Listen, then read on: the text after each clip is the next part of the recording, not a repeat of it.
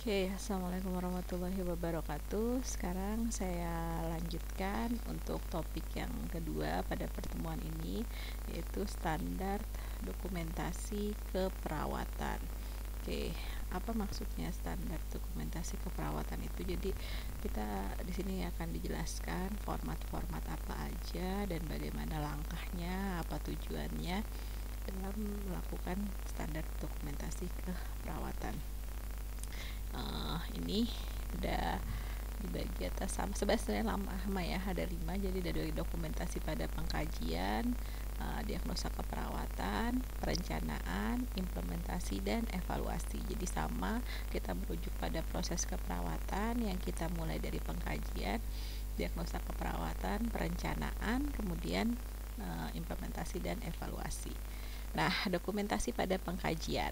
Jadi di pengkajian itu adalah hasil pengkajian, mengumpulkan informasi dari pasien, membuat data dasar tentang klien, dan membuat catatan respon klien. Jadi seperti kalian tahu, pengkajian itu kita mengumpulkan semua data dari pasien, mau data subjektif, mau data objektif, itu kita kumpulkan, dan juga dari keluarga pasien terkait riwayat kesehatan pasien tersebut.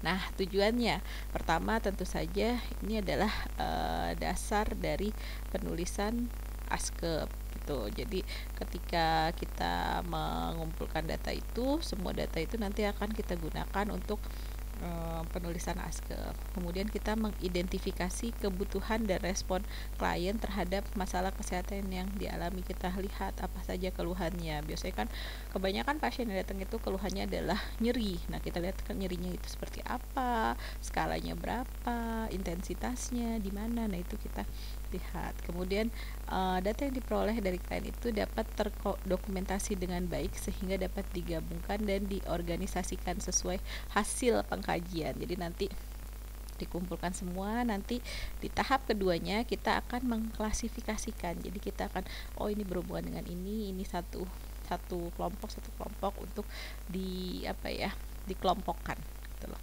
Kemudian menjadikan referensi status kesehatan gitu. Jadi untuk kita yakin bahwa ini adalah data dasar klien, dan tentu saja untuk menentukan strategi perawatan yang sesuai dengan kebutuhan klien. Jadi ini adalah data kita dalam membuat rencana asuhan keperawatan. Nah, pengkajian itu dibagi atas 3 jenis. Ada 3 jenis pengkajian, yaitu pengkajian initial assessment, kemudian ada ongoing assessment, dan reassessment. Kalau initial assessment itu kita lakukan pada saat pasien baru masuk pertama kali di rumah sakit. Jadi pasien baru masuk itu namanya initial assessment, dan itu dilakukan sebagai data dasar dalam pemberian ASKEP kita. Ya, misalnya keluhan utama pasien masuk, keluhan sesak, keluhan nyeri, keluhan nyeri dada, keluhan tidak BAB selama 2 minggu, kemudian nyeri di bagian perut. Nah, itu adalah initial assessment. Kemudian kalau pengkajian lanjutan atau ongoing assessment itu adalah pengembangan data dasar. Ini setelah pasien sudah dirawat. Jadi kita melakukan pengkajian awal. Misalnya pasien masuk dengan keluhan nyeri skala 8. Nah, di ongoing assessment itu kita lihat masihkah skala 8 atau mungkin sudah berkurang di skala 6, skala 5 gitu. Jadi ini untuk melengkapi pengkajian awal. Kemudian dia dimasukkan dalam catatan perkembangan. Jadi nanti kita akan lihat ada implementasi catatan implementasi pasiennya itu. Nah, ini yang kita akan masukkan. Kemudian pengkajian ulang, pencatatan terhadap hasil pengkajian yang didapat dari informasi selama evaluasi. Jadi kan pasien itu akan selalu kita melakukan setiap shift ya, perawat itu tetap melakukan proses keperawatan dari pengkajian, diagnosa, perencanaan, implementasi, dan evaluasi. Nah, di reassessment ini kita akan mengevaluasi kemajuan data yang terhadap masalah yang klien temukan. Misalnya kalau dia keluhan sulit bernafas, dari pernafasannya misalnya 40 kali per menit ternyata sudah menjadi 25 kali per menit. Nah, itu berarti kan sudah mendekati normal, ada perubahannya. Kemudian jenis data pengkajian. Nah, data pengkajian dibagi atas dua yang utama. Yang itu pertama data subjektif dan data objektif. Data subjektif ini yang diutarakan. Diutarakan bisa kita dari data wawancara keluarga atau konsultannya atau tenaga kesehatan lain ataupun data terkait riwayat keperawatan. Jadi ini semua datanya diutarakan. Kemudian bisa berupa keluhan atau persepsi pasien terhadap status kesehatannya. Nah, data objektif ini yang kita mengobservasi dan kita melakukan pemeriksaan fisik, hasil pemeriksaan penunjang, hasil lab, TTV, tekanan darah, nadi, temperatur, itu masuk ke data objektif.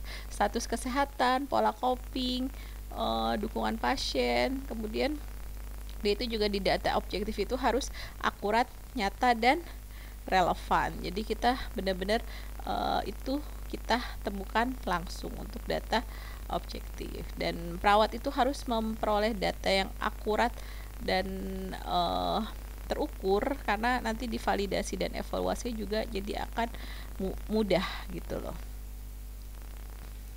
Nah, bagaimana cara untuk memperoleh data yang efektif? Memperoleh data yang baik, pertama kita ada komunikasi yang efektif. Bagaimana kita punya komunikasi yang efektif? Pertama, kita kurangi hambatan ya dalam komunikasi. Contohnya, jangan kita berkomunikasi di lingkungan yang ribut gitu. Kalau lingkungannya ribut, lagi jam besuk, banyak keluarganya atau apa, ya itu nggak efektif nanti komunikasi ya. Berarti kita kurangin dulu hambatannya. Kemudian kita memperhatikan keluhan yang disampaikan oleh pasien. Jadi jangan perawat itu ketika nanya-nanya pasien sambil main HP atau mungkin nggak fokus merhatiin yang lain. Nah, kita harus memperhatikan keluhannya. Terus mendengarkan keluhannya juga dengan perhatian. Terus memberikan kesempatan pasien untuk menyelesaikan pembicaraannya. Jangan motong pasien saking kita mau selesai pengkajiannya langsung. Enggak, kita harus mendengarkan secara detail. Biasanya pada pasien-pasien lansia itu hobi ngomong. Nah, itu kalian harus dengarkan dulu secara menyeluruh, baru nanti kalian bisa baru nanti kalian bisa mendapatkan data pengkajian yang menyeluruh. Kemudian kita juga harus memberikan perhatian penuh pada saat berbicara. Kemudian yang observasi ini kita mengobservasi perilaku, mengobservasi perkembangan, mengobservasi semua indera kita gunakan ya. Jadi misalnya penglihatan, kita lihat secara kasat mata, bener nggak sih ini pasien keluhannya itu sinkron. Misalnya dia bilang, oh saya skala nyerinya 9 dari 10 nyeri banget, tapi kok masih cengenges gitu loh. Kita kalau untuk nyeri kita harus percaya data pasien, tapi tetap kita tuliskan juga data yang kita lihatnya gitu loh, supaya ada sinkronnya. Kita lihat, kemudian kita cium. Contohnya misalnya pasien ini pasiennya ternyata ada defisit perawatan diri ya, mungkin kurang menjaga kebersihan dirinya. Kita akan mencium, kok pasiennya baunya tidak enak ya, atau ternyata dia kayaknya bau badan, mungkin tidak pakai deodoran atau apa. Nah, itu kita menggunakan indera penciuman. Kita menggunakan indera penciuman, indera penglihatan, indera perasa. Kita akan palpasi pasiennya atau perkusi. Nah, itu juga kita gunakan. Jadi semua indera di perawat itu kita gunakan dalam melakukan observasinya. Dan juga pemeriksaan fisik. Nah, pemeriksaan fisik di keperawatan dasar kalian juga belajar pemeriksaan head to toe ya, dari ujung kaki sampai ujung rambut. Kita cek dari kepalanya kebersihannya bagaimana, dari telinganya gimana, bersih atau tidak, ada zat yang keluar atau tidak atau bersih. Kemudian matanya gimana, skleranya anemis atau tidak, mulutnya ada sianosis atau tidak. Jadi semua itu kita perhatikan ketika kita melakukan pengkajian. Nah, masalah yang sering terjadi pada saat pengumpulan data, kadang memang mahasiswa itu datanya banyak gitu, tapi kalian nggak tahu ini tuh apa hubungannya, kemudian ini dimasukkan ke data apa. Nah, itulah kita harus belajar pelan-pelan. Nanti kalian akan belajar, oh ini berhubungan dengan pola pernafasan, kemudian ini berhubungan dengan pola pencernaan, ini berhubungan dengan perfusi dan lain-lain. Kemudian kehilangan data. Nah, itu nanti kalau data lab data lab itu harus berurutan. Yang pertama kali masuk, kemudian setelah 2 hari dirawat, dan yang mau pulang. Jadi harus jelas data yang udah dikumpulin. Adanya data yang tidak relevan. Nah, kadang kalian semua ditulis itu datanya ya. Saya pernah cek laporan mahasiswa itu kesan yang dari ronsen torak semua ditulis gitu. Padahal pas saya tanya, kamu ngerti nggak? Enggak gitu loh. Kadang kalian tuliskan data yang memang dibutuhkan oleh pasien kalian gitu. Oke. Kemudian adanya duplikasi datanya tidak lengkap. Tidak lengkap itu maksudnya jadi datanya itu kurang,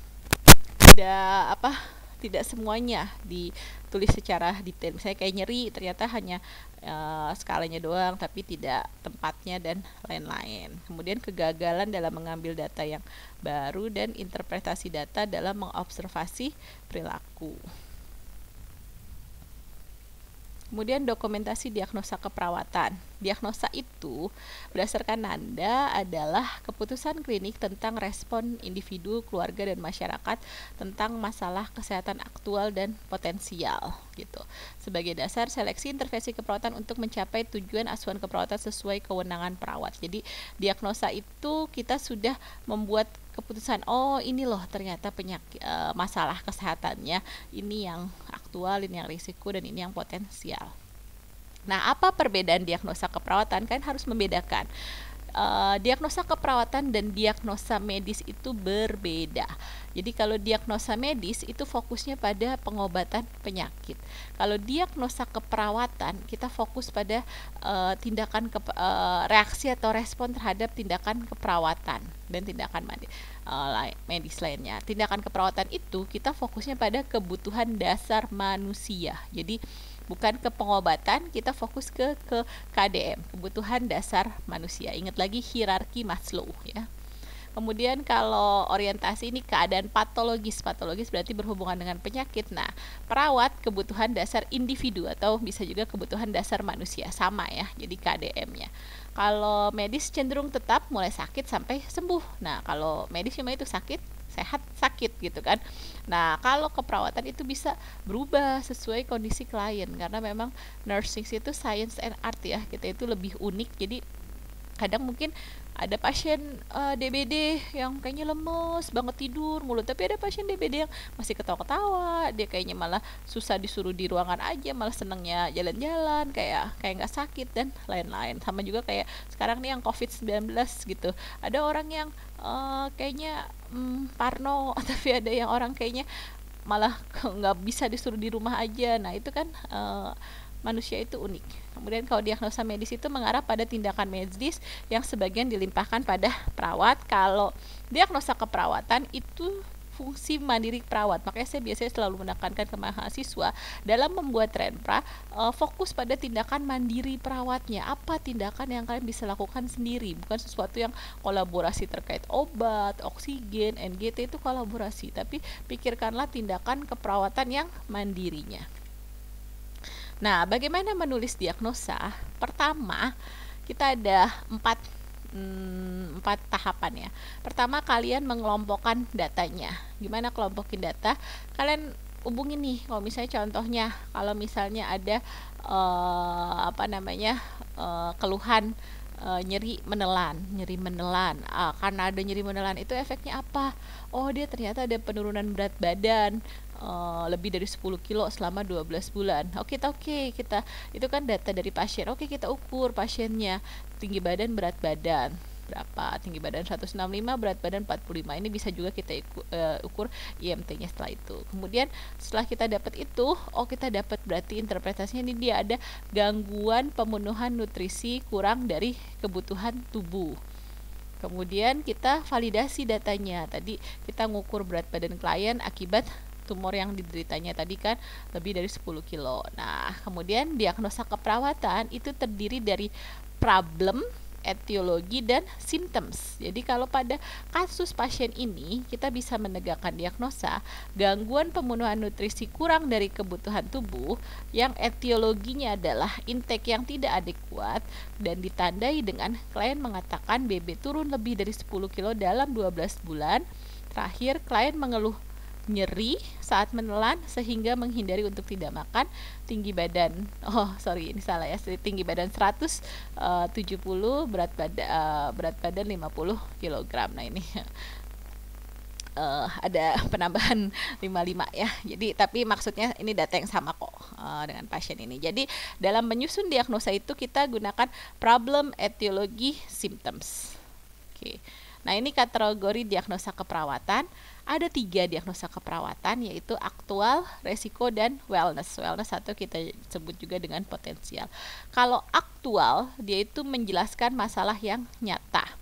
Jadi ada unsur problem, etiologi, symptom. Symptomsnya harus ada kriteria mayor dan ada kriteria minor. Jadi mayor itu yang harus dipenuhi dan sebagian kriteria minor.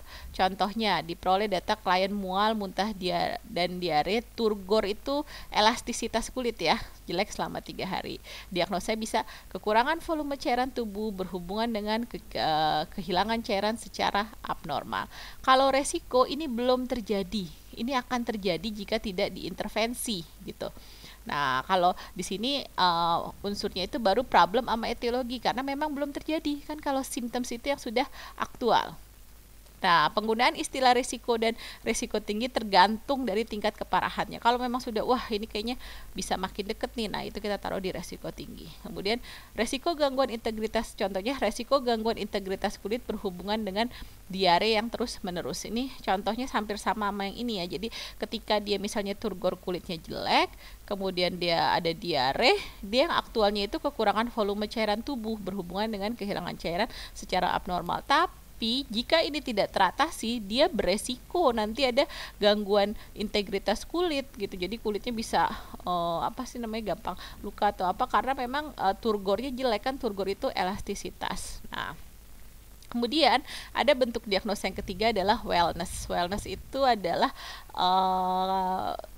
dia itu tingkat sejahtera. Jadi kita merasa pasien ini punya kemungkinan untuk ke tingkat sejahtera yang lebih tinggi. Nah ini yang harus ada adalah sesuatu yang menyenangkan pada tingkat sejahtera yang lebih tinggi dan ada status dan fungsi yang efektif. Ini biasanya digunakan pada keperawatan keluarga ataupun komunitas. Oke, ini contoh untuk format diagnosa keperawatan. Sebelum kita lanjutkan ke selanjutnya terkait perencanaan, implementasi, dan evaluasi, kita mulai dulu sesi tanya jawab dan juga saya review ya sedikit pemahaman kalian terkait materi ini. Oke, terima kasih.